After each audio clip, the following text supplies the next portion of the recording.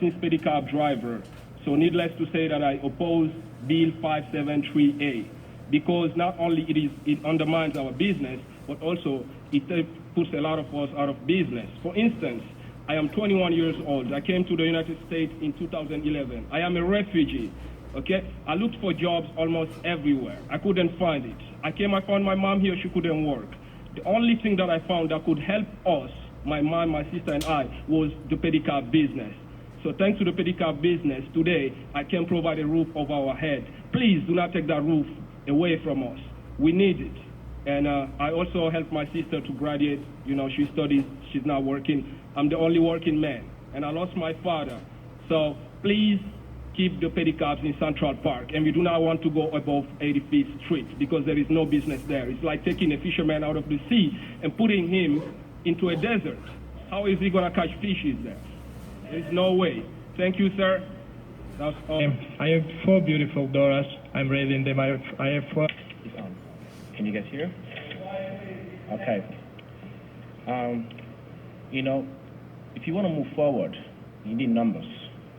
Without numbers, everything is impossible.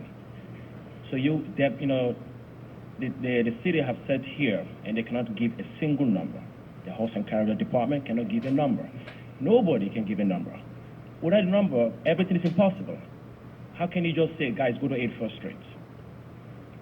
So they're going to move 68 horses in Central Park. That is like giving the entire Canadian citizen 68 horses. There are 37 million people live in Canada. 37 million people visit Central Park. Do you have enough supply and demand? Why do you have to destroy pedicab business to save horses? 68 horses for 37 million tourists. That's like 200 horses walk a day, do 200 rides a day. 200, that's a lot. Thank you. Bill 573A. I've been a New Yorker for 40 years, and I've been going to Central Park for as long as I can remember. I just want to make a point that tourists get a clean and honest service. Just last week, I gave a tour to a family of 5 in Central Park, and they started asking me questions about incidents that happened in the park back in the 80s when Central Park, you couldn't even be in Central Park past 5 o'clock because of the heavy crime. It was used to be crime-ridden. And I gave them some incidents that happened in the park. Like they asked me about the Central Park 5, that was one of them, and I was there. I know the exact history or story about that, and I explained to them, and they were very happy when I gave them the story, and they were very elated when I gave them the story.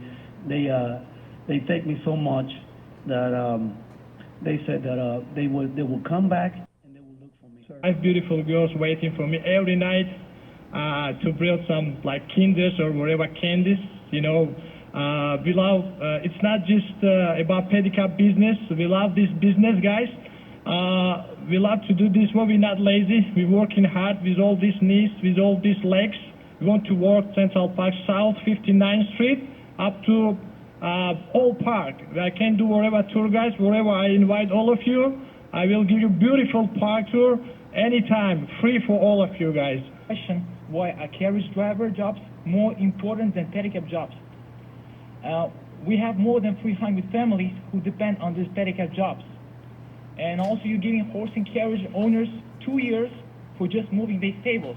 And the pedicab drivers only get 3 months to completely find a completely new job.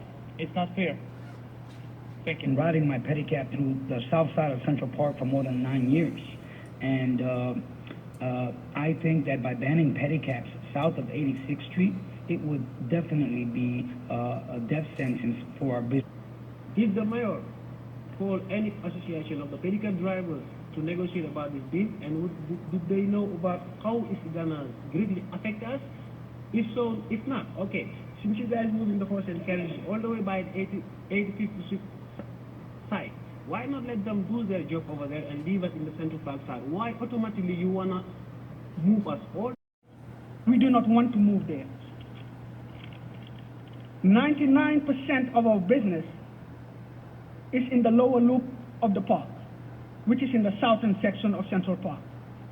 The measure to include a partial pedicab ban inside Central Park should be rejected in its entirety. I would like to applaud the New York Times for their article on the plight of pedicab drivers that work inside Central Park. Intro 573A should be amended. Thank you. What I'm saying is it doesn't cost the city any money to have the pedicab in Central Park.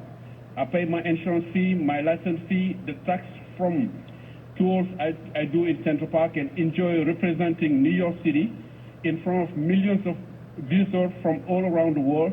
And I think every single person in this room should be proud of us.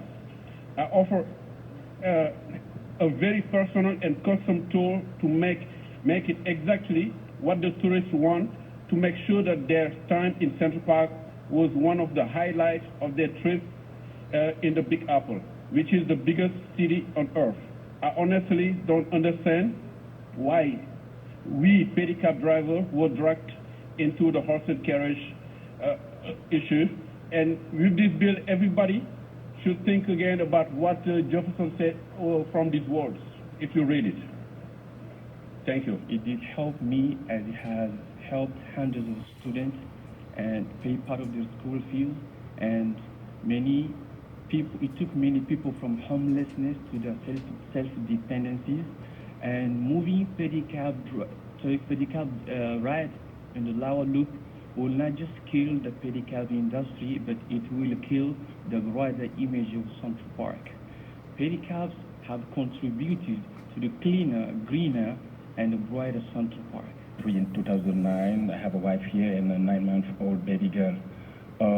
Central Park, like my friend said, is just basically a lucky job, but you have to be professional and exactly know how to do your job. But like it's seasonal basically, because right now if you go in Central Park, basically no tourists over there. But summertime we can easily make like $350 to $400 a week. You know, I'm just, you know, by my own experience basically, $350 to $400 a week. Today I'm here basically to actually oppose this bill because I don't get any support from the city. I don't get no food stamp. I don't get any type of support, you know, child support basically, because it's not because I don't want it, it's just because I don't believe in that. I just believe in basically working hard and taking care of, you know, my family.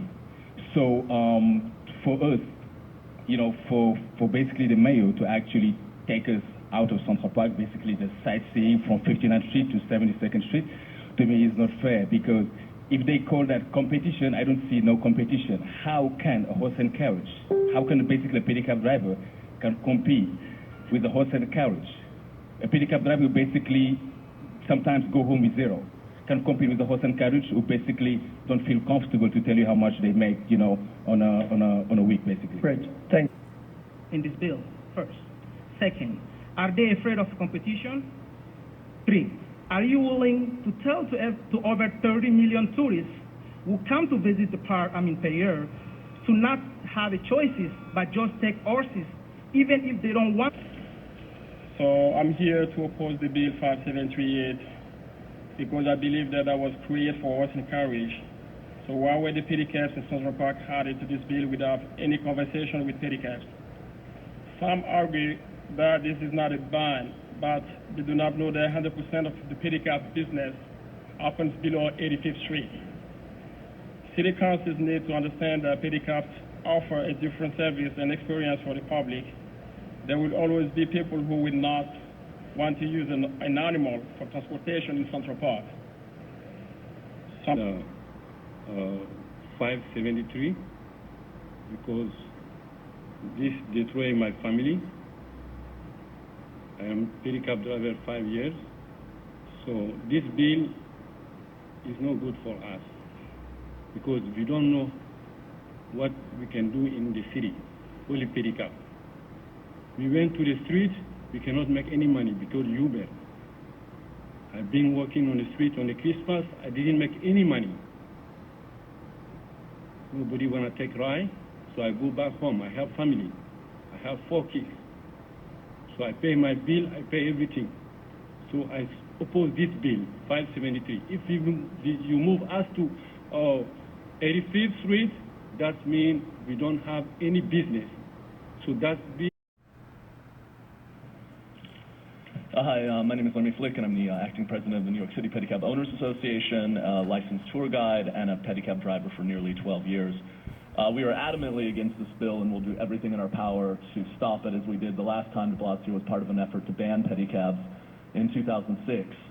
76 people win from this proposal, 75 horse carriage owners and 1 mayor. Everyone else loses.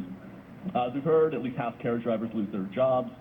The public loses $25 million to subsidize the construction of a stable for a multi-million-dollar cash industry.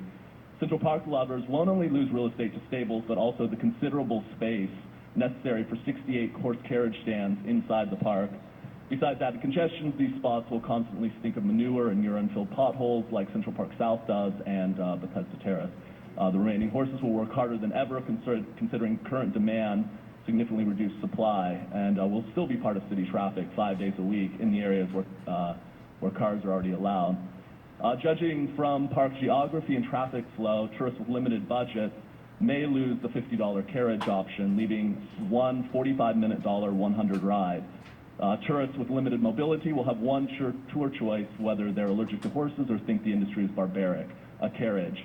Not a pedicab unless it's above 89th Street. And I say 89th Street because this arbitrary and poorly crafted proposal does not acknowledge there is no entrance to Central Park from 86th Street on a pedicab. And pedicab drivers, owners, mechanics, canopy makers, and storage specialists, of course, which we're representing, lose badly. Make no mistake about it, this is a ban on pedicabs in Central Park and a monopoly for the horse carriages. Bethesda Terrace, the Mall, Cherry Hill, these are the centerpieces of our history, movie set, and real estate Central Park tours. No one is going to pay to see the North Meadow. Not surprisingly, we weren't consulted a single time by the mayor or anyone involved in writing the bill. If there are any perceived problems with pedicabs, they should be addressed in a separate bill and not in a single paragraph that slits the throat of free enterprise and market-based competition. With Uber drying up the streets of Midtown, this industry's best bet is in Central Park. This is possibly a mortal wound for the only totally green form of transportation in New York City. Livestock flatulence creates as much greenhouse gases as cars, apparently. And why are we going through all this? So a mayor can fulfill a campaign promise to campaign donors. Just because there is supposedly a compassionate motive behind this intro and not the other rumored reasons, is this that different from a drug company investing millions in politics and getting paid back later? Is this good politics? I haven't read a single good article on this at this point. We can definitely do better than this. Thank you for your time. Hi, my name is Ibrahim Donmez. I'm a licensed pedicab driver, a licensed pedicab owner, and I consider myself as the main organizer of the pedicabs in New York City. I have around four litigations pending against Parks Department and Department of Consumer Affairs, and I have lobbied many of the council members over here on multiple issues regarding the pedicab law. This bill goes against the legislative history of the pedicab because this, and also the bill goes against the language of the pedicab law. In 2005, after some horse carriage owners lobbied Thomas McMahon, the former chief counsel to the city council, former speaker Kristen Quinn introduced Bill 740. One of the sponsors of this bill was former council member Mayor Deblasio. The bill aimed to ban pedicabs from Midtown and Central Park. Bill 740 failed after the public's failed support. Why is the mayor bringing up a bill that he already failed with a different name? Does any council member here today know about Bill 740 of 2005? The pedicab law, the pedicab law's language contradicts with this bill because this bill has nothing to do with consumer protection, the safety of the public, and proper licensing articulated in the legislative findings in New York City Administrative Code, Section 2248. One needs to know on a given day, only 60 horse carriage drivers can work based on the cap of the horse carriage plates.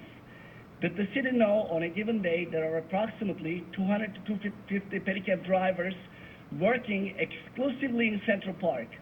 The bill has failed to ban the horse carriages mainly because the horse carriage drivers would lose their jobs. And at some point there was a conversation about giving them an alternative job with electric cars. This bill does not even talk about what would happen to these 200 to 250 pedicab drivers and their families who will lose their jobs. What makes the jobs of the horse carriage drivers more valuable than the jobs of the pedicab drivers? Why do the families of pedicab drivers not matter? Some argue that this is not a ban, but they do not know that 100% of the pedicab business happens below 85th Street. It is extremely hard to paddle a pedicab with the hills above 85th Street. There is no business above 85th Street. Therefore, banning pedicabs from the south side of the park means banning them out of the park. Why doesn't the City Council consider sending the horse carriages above 85th Street? City Council needs to understand that pedicabs offer a different service and experience for the public. There will always be people who will not want to use an animal for transportation in Central Park. Some people have allergies against horses. The public should be able to have the choice between these two different services. It is not in the public interest to create a transportation monopoly in Central Park.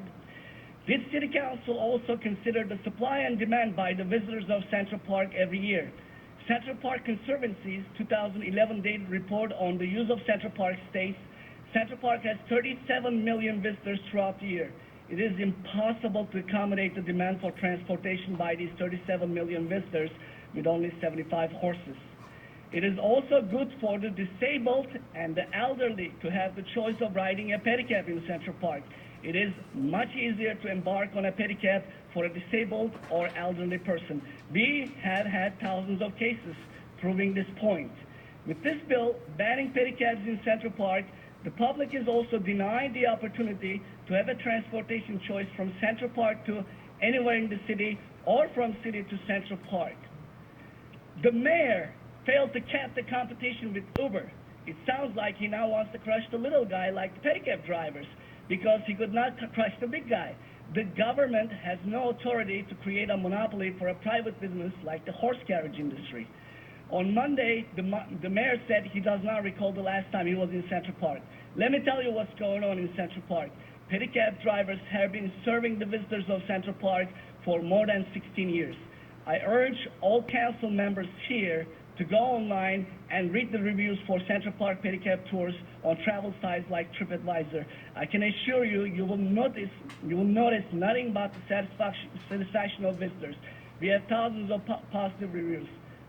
That's all. Thank you.